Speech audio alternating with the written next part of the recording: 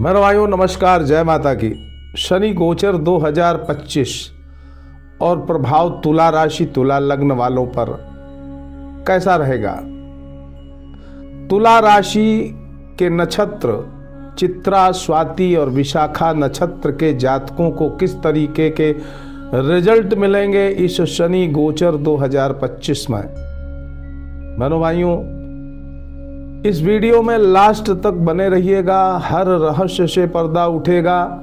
एक एक शब्द इस वीडियो का बहुत महत्वपूर्ण रहने वाला है। पहले खंड में चर्चा होगी 29 मार्च तक की, 1 जनवरी से 29 मार्च तक की अवधि का फलादेश, और उसके बाद 29 मार्च से लेकर के वर्षांत तक का फलादेश, 13 जुलाई से लेकर के 28 नवंबर के मध्य शनिदेव के वक्री होने पर किस तरह के रिजल्ट आपको मिलेंगे उस पर चर्चा होगी। साथ ही उन महत्वपूर्ण कालखंडों की चर्चा होगी जो आपके लिए बहुत महत्वपूर्ण रहने वाले हैं। पेन और कागज लेकर के बैठिएगा बहनों भाइयों, उन महत्वपूर्ण खंडों को, समय खंडों को, काल खंडों को नोट करके रखिएगा। कारण ये है कि हो सकता है कि ये वीडियो बार बार आप ना देख पाएं, लेकिन अगर उन तारीखों को अपने पास नोट कर लेंगे तो सही समय का ढंग से उपयोग कर पाएंगे और बुरे समय में सतर्क रह करके नुकसान से बच पाएंगे। बहनों भाइयों, तुला राशि में विशिष्ट गुण होते हैं। शुक्र की राशि होती है, विशिष्ट गुणों से लवरेज होती है। रोमांस के मामले में बड़े बोल्ड होते हैं ऐसे लोग। सांसारिक ऐश्वर्य की प्राप्ति की अभिलाषा इनमें सामान्य लोगों से ज्यादा होती है। संगीत और ललित कलाओं के प्रति जन्मजात रुचि होती है आपकी। अच्छे संगीतज्ञ, अच्छे ललित कला के कलाकार भी हो सकते हैं। इवेंट ऑर्गेनाइजर भी होते हैं। अद्भुत आकर्षण शक्ति आपके अंदर है, यानी आपके इर्द गिर्द आपके चहेतों का जमावड़ा लगा रहता है। आपके अंदर अद्भुत आकर्षण शक्ति है। कल्पनाएं खूब करते हैं, लेकिन कल्पनाओं को मूर्त देने में पीछे रह जाते हैं, मूर्त रूप देने में पीछे रह जाते हैं। आलस्य और परिवर्तनशीलता ये आपकी कमजोरी है। हर जगह पर परिवर्तन, हर जगह पर परिवर्तन ये कहीं ना कहीं आपके लाइफ को अस्थिर बना देता है, अनस्टेबल बना देता है। अब भाइयों शुरू करता हूं शनि गोचरीय प्रभाव को, आपके जीवन पर पड़ने वाले प्रभाव को। उसके पहले एक सच्चाई को भी जान लेना चाहिए, ये हम सभी के लिए परम आवश्यक है। बहनों भाइयों, 29 मार्च 2025 से जिस समय शनि देव मीन राशि में गोचर करेंगे, उस समय पंचग्रही योग का निर्माण होता है। ये पंचग्रही योग महापरिवर्तन का संकेत देता है। गुरु की राशि मीन में शनि देव का गोचर, शनि की राशि कुंभ में राहु का गोचर, गुरु शनि का केंद्रीय योग, केंद्रीय संबंध और राशिगत संबंध, और राहु की गुरुदेव पर दृष्टि, देवगुरु बृहस्पति का अतिचारी होना, शनि और राहु की युति, और साथ में शनि के द्वादश भाव में राहु का गोचर पूरे वर्ष 2025 से लेकर के 2032 का कालखंड, गुरु का अतिचारी होना, ये पूरे विश्व पटल पर महापरिवर्तन का संकेत देता है। इतिहास गवाह है कि जब जब गुरु अतिचारी होकर के शनि राहु से कनेक्ट हुए हैं तो पूरे विश्व पटल पर उसका बहुत गहरा प्रभाव पड़ा है। अभी हाल में ही 2018 से लेकर के 2022 के मध्य में यही स्थिति थी। गुरु अतिचारी थे, शनि राहु से कनेक्शन बना करके कोरोना और डेंगू जैसी महामारियों ने और उस समय की प्राकृतिक दुर्घटनाओं ने सारे विश्व में हलचल मचा दी। हर व्यक्ति को त्राही त्राही कहने पर मजबूर कर दिया। महाभारत काल, प्रथम विश्व युद्ध, द्वितीय विश्व युद्ध के दौरान भी ऐसी ही स्थितियां थी। गुरु अतिचारी थे शनि राहु से कनेक्ट होकर के। तो 2025 से लेकर के 2032 का कालखंड ये सतर्क रहने वाला है, सावधान रहने वाला है। आगे आने वाले समय को पहले से जान लेना यही ज्योतिष का सही ढंग से उपयोग है और तदनुसार अपने आप को परिवर्तित करके उस समय अनुकूल बना लेना अपने आप को, ये ज्योतिष का लाभ है। भाइयों, 1 जनवरी से लेकर के 29 मार्च तुला राशि पर शनि देव का प्रभाव 17 जनवरी 2023 से लेकर के 29 मार्च 2025 का आपके चतुर्थेश, आपके पंचमेश, आपके लग्न के मित्र, आपकी राशि स्वामी शुक्र के मित्र शनि देव पंचम भाव में गोचर कर रहे हैं 2023 से। 29 मार्च के बाद ये 29 मार्च को ये आपके छठे भाव में गोचर करेंगे। तो पहले 29 मार्च तक का ही आप भविष्य फल समझिए कि शनि गोचर का क्या रिजल्ट मिलने वाला है। तो बहनों भाइयों, पंचम भाव में मूल त्रिकोण राशि में शनि देव गोचर कर रहे हैं और इसका गोचर का फल 2 साल से आप देख रहे हैं। यानी जनवरी 2023 से लगातार आप इसको अनुभव करते चले आ रहे हैं, इस गोचरीय प्रभाव को। यद्यपि नक्षत्रवार कभी कभी परिवर्तित किसी किसी के लिए हुआ है, लेकिन पूरे गोचर को आपने भली भांति समझ लिया है और कमोवेश यही स्थितियां अभी 29 मार्च तक 2025 तक बनी रहने वाली हैं। बहनों भाइयों, शनि देव मूल त्रिकोण राशि में जब आए थे आपकी राशि से पंचम भाव में, तो रजत पाद से आए थे। अब ये रजत पाद का मतलब चांदी के पैरों से आने का मतलब ये है कि शनि देव जब चांदी के पैरों से राशि संक्रमण करते हैं तो जितने शनि के नकारात्मक प्रभाव हैं, निगेटिव इफेक्ट्स हैं, वो काफ़ी हद तक कम हो जाते हैं, काफ़ी हद तक। यानी शनि सकारात्मक रिजल्ट ही देने लग जाते हैं। नकारात्मक रिजल्ट किसी किसी को मिलते हैं जब जन्म कुंडली की स्थितियां अच्छी नहीं रहती हैं, तब बुरे ग्रहों की दशा अंतर्दशा रहती है, तब जरूर कुछ बुरे परिणाम लोगों को मिलते हैं। हर प्रयास, हर पुरुषार्थ, हर अटेम्प्ट आपका सफलता देता हुआ जाता है और इस बात को आपने महसूस किया होगा 2023 से। आय के नए स्रोत विकसित हो जाते हैं। यद्यपि पंचम भाव में शनि का गोचर मानसिक दिक्कतें देता है, अशांति देता है, अज्ञात भय देता है, लेकिन उसके बाद भी आपके कैरियर पर उसका कोई बहुत बुरा प्रभाव नहीं दिखता है। आय के नए स्रोत, धनार्जन की व्यवस्थाएं अच्छी, मित्रों का सहयोग, रिश्तेदारों का सहयोग आपको बराबर मिलता रहता है। व्यापार, वाणिज्य, उद्योग में भी तरक्की आप करते हैं। बस इस अवधि में जो पुरुषार्थी होते हैं वो बेहतर रिजल्ट ले पाते हैं और जो आलसी हो जाते हैं वो नहीं ले पाते हैं। शनि देव गोचर में एक खास बात आपको हमेशा याद रखनी चाहिए बहनों भाइयों। अगर नशा आप करते हैं, व्यसन करते हैं, मांसाहार करते हैं, अन्याय आचरण करते हैं, गलत कार्य करते हैं, कुसंगति में रहते हैं, तो कभी भी शनिदेव के अच्छे प्रभावों की कल्पना मत करिएगा, आप भ्रम में रहेंगे। शनिदेव ऐसे लोगों को कतई अपना सपोर्ट नहीं देते हैं जो इस तरह के गलत कार्यों में और नशा, मांसाहार में और दारू और एल्कोहल में व्यस्त रहते हैं। शनिदेव जब दंड देते हैं तो बहुत गहरा दंड होता है, फिर व्यक्ति अपने आप को भूल जाता है कि कहाँ था और कहाँ आ गया। मेरे भाइयों, शनिदेव की तीसरी नीच दृष्टि आपके सप्तम भाव में पड़ रही थी, तो स्वाभाविक रूप से दाम्पत्य जीवन में जीवन साथी को लेकर के और व्यापार में लेकर के कुछ ना कुछ परेशानियां आपके समक्ष रहीं।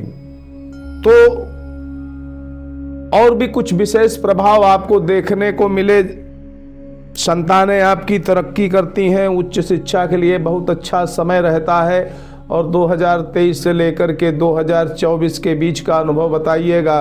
अगर आप उच्च शिक्षा के लिए प्रयासरत रहे तो सफलता मिली कि नहीं मिली, और 100% मैं कहता हूँ आपको सफलता मिली होगी अगर आपने पुरुषार्थ किया होगा। तो राजनैतिक सामाजिक क्षेत्र जो मूल्य होता है आपका बढ़ जाता है, पद मिल जाता है, कोई नया पद मिल जाता है राजनीति में, और सामाजिक क्षेत्र में लोकप्रियता बढ़ जाती। शनि के कारकत्व वाले कार्यों से जो लोग जुड़े रहे, जो शनि के कारकत्व वाले व्यापार करते रहे, जैसे ट्रांसपोर्टेशन हुआ, चमड़ा, लोहा, लकड़ी और सीमेंट और केमिकल, पेट्रोकेमिकल प्रोडक्ट्स, यानी ये जितनी भी चीज़ें आप अगर शनि के कारकत्व वाले व्यवसाय में रहे हैं तो आपने अच्छा लाभ कमाया होगा।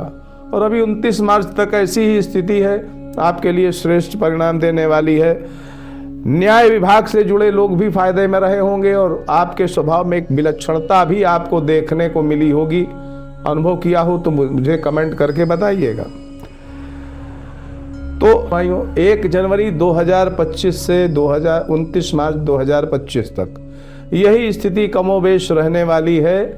यानी जैसा पीछे 2 साल का समय बीता है, प्रायः ऐसा ही समय आपका 29 मार्च तक बीतेगा।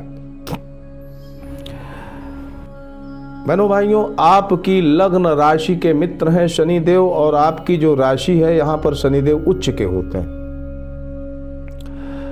यानी ये कई तरीके के अच्छे रिजल्ट देते हैं। आपके ससुराल का फाइनेंशियल स्टेटस ऊंचा हो गया होगा। 2 साल में अनुभव करके मुझे बताइएगा कि ससुराल की क्या स्थिति रही आपके।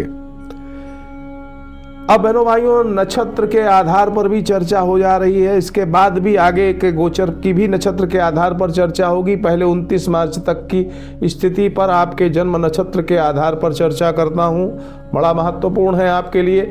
1 जनवरी से लेकर के 28 अप्रैल तक शनि पूर्वा भाद्रपद नक्षत्र में गोचर करेंगे। 3 अक्टूबर से लेकर के 2025 के अंत तक शनिदेव पूर्वा भाद्रपद नक्षत्र में गोचर करेंगे। तो जिनका चित्रा नक्षत्र में जन्म है उनके लिए धन, ऐश्वर्य, कार्य क्षेत्र, सामाजिक प्रतिष्ठा और सत्ता पक्ष से जुड़ी हुई कुछ परेशानियां अनुभव में आ सकती हैं, देखने को मिल सकती हैं। सुखों में कमी नहीं होगी लेकिन परेशानियां आ सकती हैं, संघर्ष देखने को मिल सकते हैं। स्वाति नक्षत्र में जो जन्मे जातक हैं उनके कर्म क्षेत्र में बराबर सफलता मिलेगी। धनार्जन रहेगा बढ़िया, सामाजिक प्रतिष्ठा आपकी उच्च श्रेणी की हो जाएगी। स्वास्थ्य प्रायः आपका ठीक रहेगा, लेकिन फिर भी आपको स्वास्थ्य के प्रति थोड़ा सा सतर्क रहना पड़ेगा, क्योंकि शनि देव आगे आप रोग भाव में जा रहे हैं। तो जब शनि देव का गोचर होता है किसी भाव पर तो उसके पहले से ही कुछ लक्षण प्रकट होने लगते हैं, तो स्वास्थ्य पर ध्यान रखिएगा। विशाखा नक्षत्र में जो जन्मे जातक हैं उनको अपने कर्म, अपने स्वभाव, अपने आचरण पर पुनर्विचार करना पड़ेगा और देखें कहाँ पर गलती हो रही है। गलती को सुधार लेंगे तो सरकारी नौकरी मिल जाएगी, आपकी मिलने की पूरी संभावना है। इस वर्ष में उदर विकार भी संभव रहेगा, राजनैतिक सफलता मिल सकती है, कोई नया पद मिल सकता है।